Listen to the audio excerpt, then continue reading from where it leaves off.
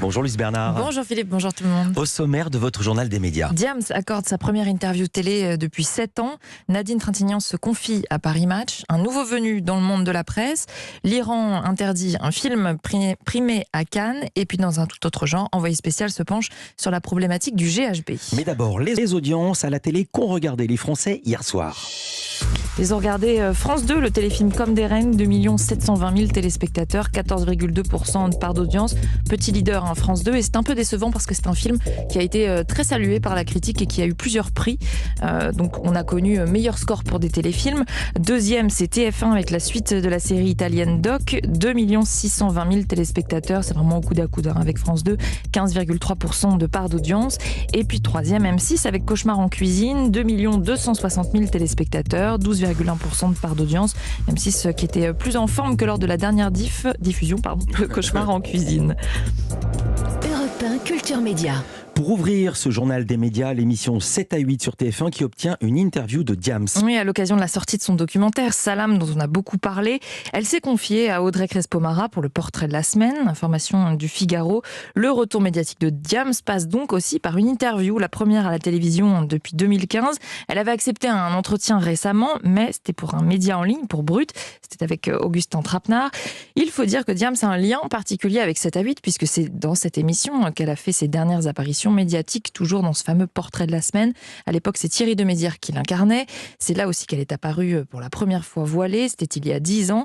Cette troisième et nouvelle interview dans 7 à 8 est donc diffusée ce dimanche à 19h30 sur TF1. Et l'interview pour Brut avait fait polémique. Là aussi, il est question d'interview exclusive Paris Match qui obtient les confidences de Nadine Trintignant. Oui, dans le numéro qui vient de sortir en kiosque, elle rend un dernier hommage à son ex-mari Jean-Louis Trintignant, décédé vendredi dernier, le père de ses enfants. Paris Match s'est donc rendu chez elle dès le dimanche et Nadine Trintignant s'est confiée sur le choc que fut la mort de son ex-mari à qui elle rendait régulièrement visite, sur son intelligence et sa profondeur qui l'a gardée jusqu'au bout, dit-elle. Sur leur dernière conversation aussi, l'acteur lui a dit « Quand l'un de nous deux mourra, l'autre perdra le témoin de sa jeunesse ». Wow. Elle revient sur son amour du cinéma, comment il choisissait ses films, comment il ne voulait pas tourner en famille aussi. Et puis elle se replonge dans leur histoire d'amour. Et je vais finir sur cette jolie citation dans l'article de Paris Match. Avec Jean-Louis, on a cessé d'être amoureux, ce sont des choses qui arrivent, mais on n'a pas arrêté de s'aimer.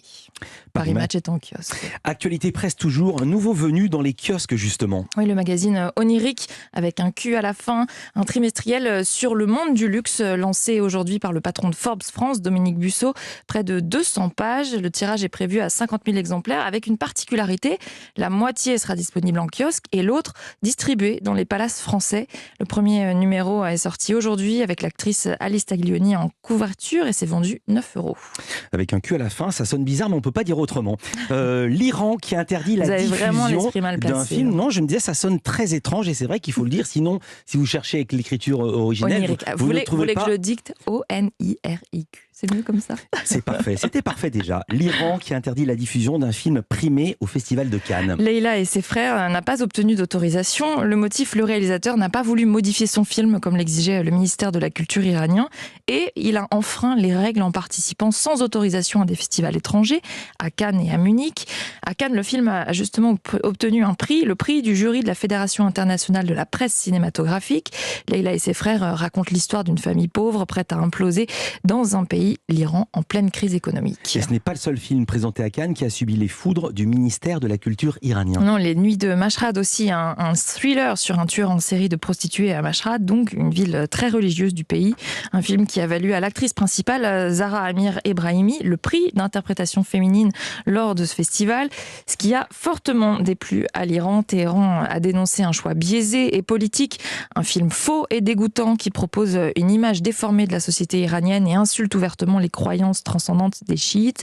D'après un communiqué, l'actrice, elle, est réfugiée en France depuis 2006. Le journaliste Denis Robert gagne son procès contre Le Média. Oui, l'ancien directeur de la rédaction de cette web télé avait contesté son licenciement pour faute grave, licenciement qui avait eu lieu en octobre 2020. Il avait alors publié une vidéo dans laquelle il dévoilait les fortes tensions en interne.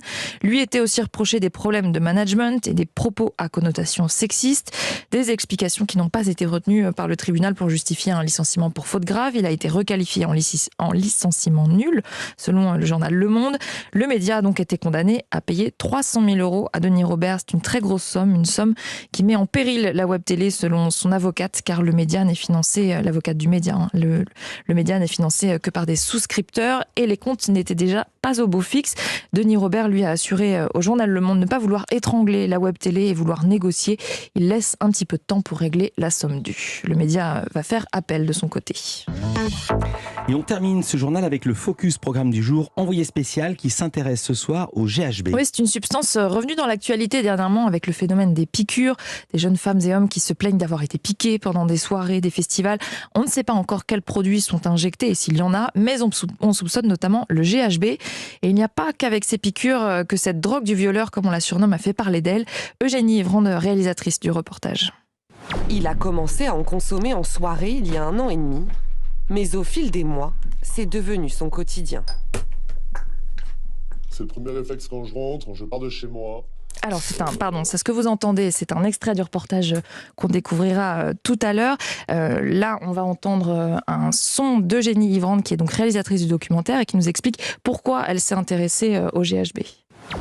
On s'est intéressé au GHB parce que c'est vrai que c'est un produit dont on entend de plus en plus parler dans l'actualité. Il y a eu notamment ces pages Instagram Balance ton bar qui ont commencé à émerger avec beaucoup de témoignages de personnes victimes de soumission chimique dans le but soit d'être violées par exemple ou alors d'être dépouillées ensuite. Ça c'est d'ailleurs un phénomène assez nouveau. Et puis aussi parce que c'est une drogue qui est désormais utilisée de manière festive par des consommateurs. Et ça c'est quelque chose qui nous a beaucoup étonnés et dont on ne parlait pas il y a encore quelques années.